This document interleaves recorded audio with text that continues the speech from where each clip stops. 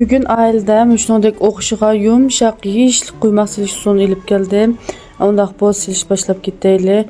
Quymaq keterlik materiallar bolsa özümüzün ahvalı qırda. Disimizga vapıq miqdar unta yaqıl olmaz. Bir qoşuq ximiy turuç, qoşuqның uçida azraq toz, kichik bir bal qoşuq sudani müşaletdə ximirning ustiga töküp alğandan keyin bir jina yeliman suyimizni quyup, bu şiraq ximiy jugurmaz. Suvni unimizning ahvoli qirtda az ko'pgina o'zimiz tanishsak bo'ldi.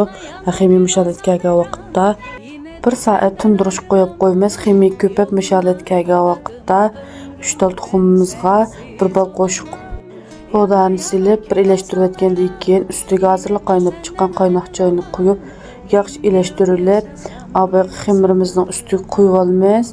Mushalatni quyib, to'xtamay ilashtiramiz taki tuxum xemirga özlüş bo'yicha yaxshi ilashtiramiz. Xemiyni qanchalik ilashtirsak, quymoqimiz shuncha o'xshaydi. Xemiyni mushalatda ilashtirib, xemiyni ilashtirguncha qoznimizga moyni qo'yib olamiz. Xemirimizni mushalatda uzib, moylagan taxtimizning ustiga qo'yib, qiziga yog'ning ustiga solamiz, o'tirdan to'shga chivilib. Quymoqni pishirgan vaqtda o'timizga nayt diqqat qilamiz. Yağның temperaturasiga. Yağ bir qiziq bo'lib qolsa, quymoqimizning yuzi qizdirilib, ichi pishmay qoldi, bo'sh bo'lib qolsa, dek o'xshamaydi. Quymoqimizni yig'imizga salsak, 1-2 sekund to'piga o'rlab chiqarsa, endi tangshilgan bo'ldi.